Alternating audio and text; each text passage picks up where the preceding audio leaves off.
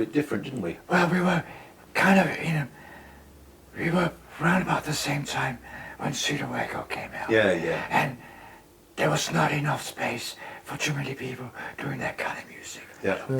Because their big hit at the time was Funky Town, wasn't it? Yeah. That was before Funky Town. Yeah. Like when they had listening. Yeah. And do you remember we were going to get a drummer at one stage, and the drummer from the Models was going to come and join us. Yeah. That would have been cool. It would have been cool. I don't know how we could have coped though.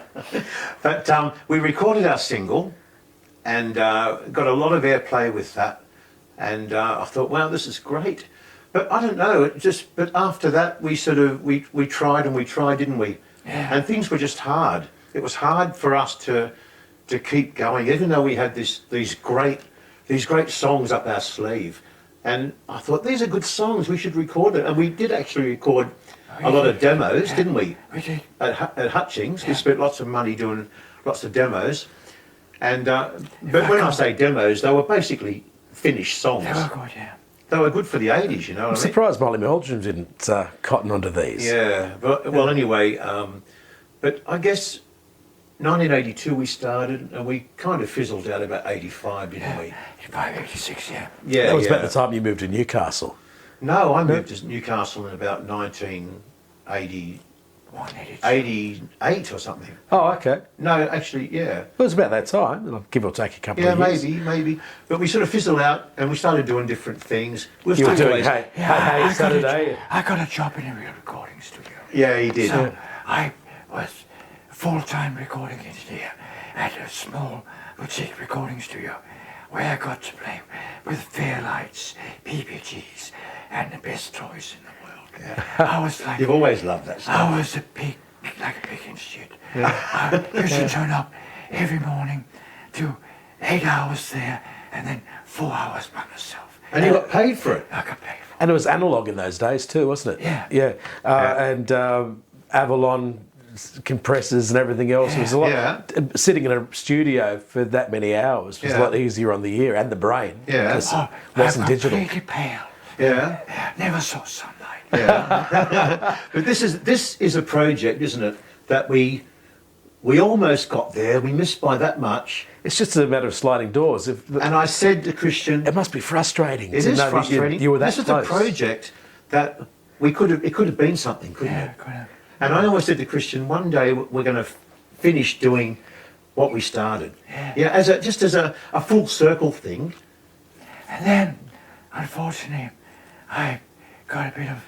I used to have a good singing voice, although I was out of tune all the time. But I could actually make. But I ended up getting stuck at home, because of some chemotherapy and home chemotherapy it was. And I set up a little studio, got back into it, and I started playing with some of the old songs. I know. So I sent him a copy of something I doodled with. Remember this? And he started sending me the files, and we look at them and we think, yeah, we can start doing some stuff with this.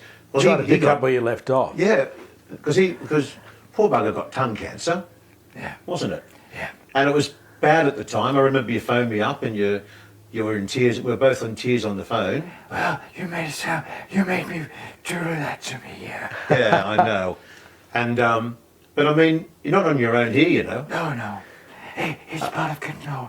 You'd much rather that than the alternative. Yeah, exactly. You got to be That's positive. true. It's a good way to look at it. Well- and you've just Oh, What about you, Mr. Rotherfeld? Well, we've all been struck with it in some way. Like I remember hearing a story 20 years ago, and someone said, every single person will be affected by cancer in some way. Yeah.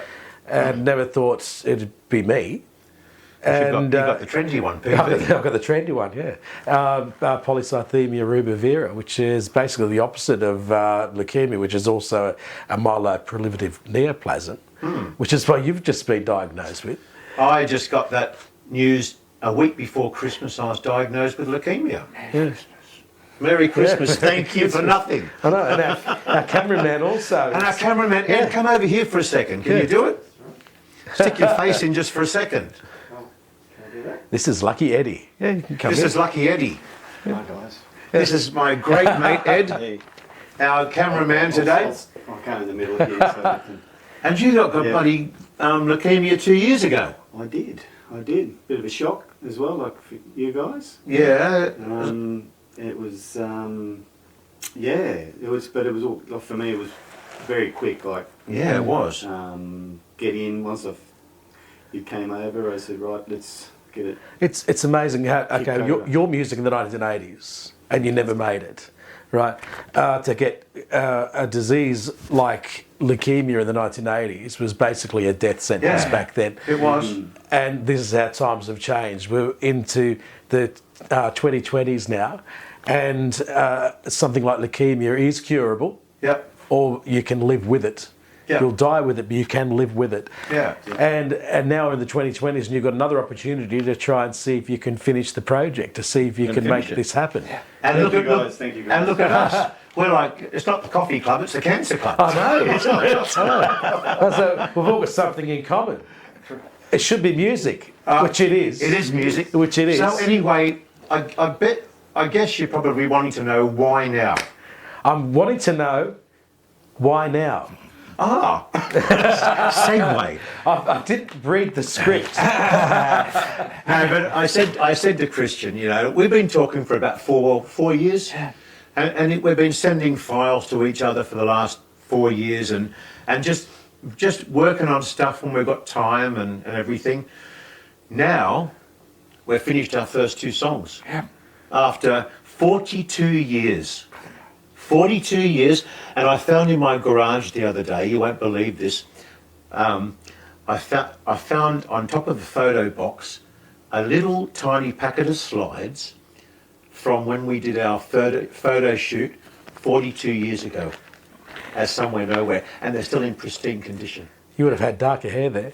Did? I had much darker hair then. I can't go and see what colour my hair was. Every You had colour that was the androgynous look. You had black hair. Oh, back that week. Yeah, that week.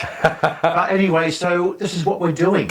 So I've created some film clips. Right. All right. And today we're here with Ed and yourself, and we're doing. And this is like a little forerunner, so people get a bit of an idea of what we did in all those years ago. And today we're shooting our first film clips for Somewhere Nowhere, 42 years later. Yeah. History in the making. The longest music project in history. It is, isn't it? It's going to be great to Crazy. finally see it come to fruition and to see it completed. And now I can show a couple of young photos when we were young, and then a couple of old farts. Exactly.